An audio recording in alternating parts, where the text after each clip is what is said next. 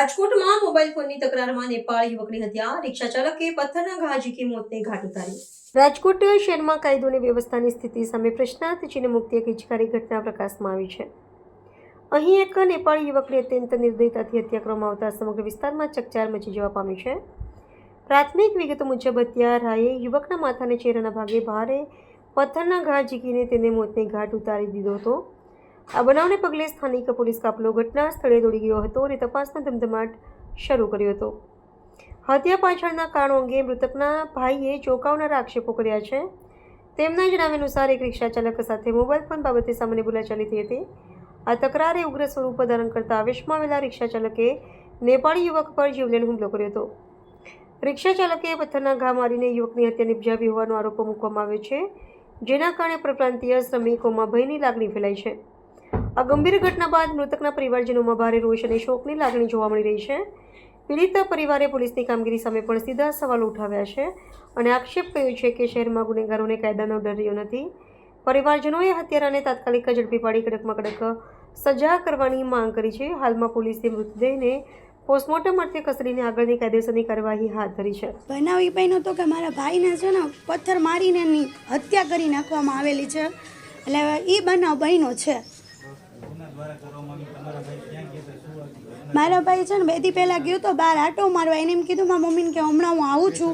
પછી તે આવ્યો ને અમને એમ થયું કે આવી જશે, પણ એ ન આવ્યો। એટલે પછી 4 વાગે સાહેબ આવીને મારા મમ્મીને કીધું કે તમારા છોકરાને આવું થઈ ગયું છે, એટલે મારા મમ્મી ત્યાં હોસ્પિટલે આવ્યા હતા।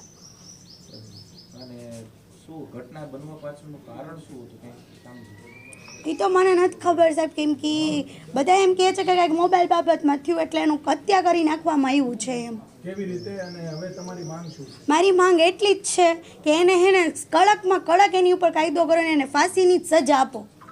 બસ કડકમાં કડક એની ઉપર કાયદો કરો અને ફાંસીની જ સજા એને આપવી જોઈએ કે કાલવાર કોઈનો દીકરો, કોઈનો છોકરો ન જાવો જોઈએ, કોઈનો ભાઈ, અને એ પાછો અમારો મોટો ભાઈ હતો, એની ઉંમર ખાલી 26 વર્ષ જ હતી। મારી માંગ એટલી જ છે પોલીસ કર્મચારીથી કે મારા ભાઈને ન્યાય મળવો જોઈએ। કાલવારે કોઈનો દીકરો નાની નાની બાબતમાં રાજકોટમાં મર્ડર થાય તો રાજકોટમાં રહેવાનો શું ફાયદો? ને એવા લુખ્ખા કેટલાય ફરે છે કે કોઈના ભાઈને મારે છે, કોઈના દીકરાને મારે છે, બધાને મારે જ છે। આ વસ્તુ કેમ આવી થવી જોઈએ? બસ મારી એટલી જ નાઈ છે કે મારા ભાઈને ન્યાય મળવો જોઈએ।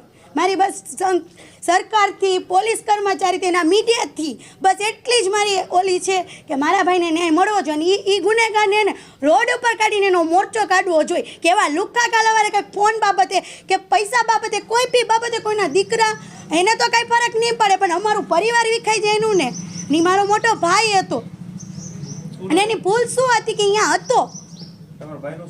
રાહુલ વિશ્વકર્મા। મારું નામ સંજયરાજ કાર્કી છે, નેપાળી સમાજનો પ્રમુખ છું રાજકોટ શહેર।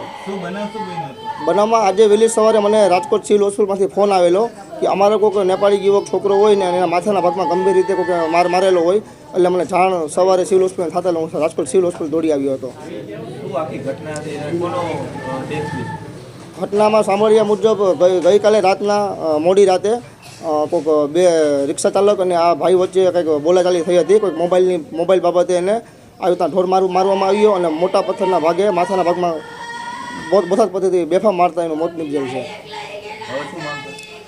એના પરિવારજનોને ન્યાય મળે। આવડો નાની ઉંમરનો છોકરો આવી ખોટી નાની બાબતમાં આવી રીતના હત્યા કરવામાં આવે અને એ એકદમ ખરાબ બાબત છે। તંત્ર એની ઉપર ધ્યાન દે અને પરિવારજનોને ન્યાય મળે।